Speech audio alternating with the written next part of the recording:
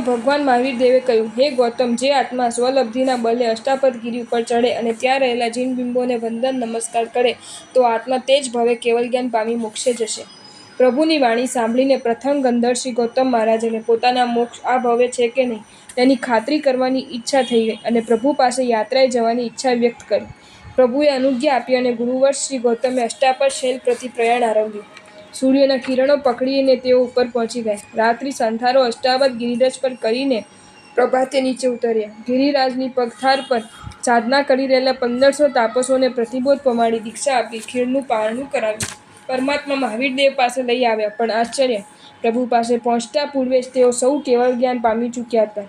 ગંધર્ષિ ગૌતમના આશ્ચર્યનો પાર ન રહ્યો અને સાક્ષાત પ્રભુ જ્યારે વિચરતા હતા ત્યારે પણ જીન પ્રતિમાનો આવો અચિંત્ય પ્રભાવ હતો. જો તમને આ વિડીયો ગમ્યો હોય તો આ વિડીયોને લાઇક કરો અને શેર કરો અને આવા જ નવા વિડીયો જોવા માટે જૈન ફેક્ટ્સ એન્ડ સ્ટોરીઝની ચેનલને સબસ્ક્રાઇબ કરો. ધન્યવાદ.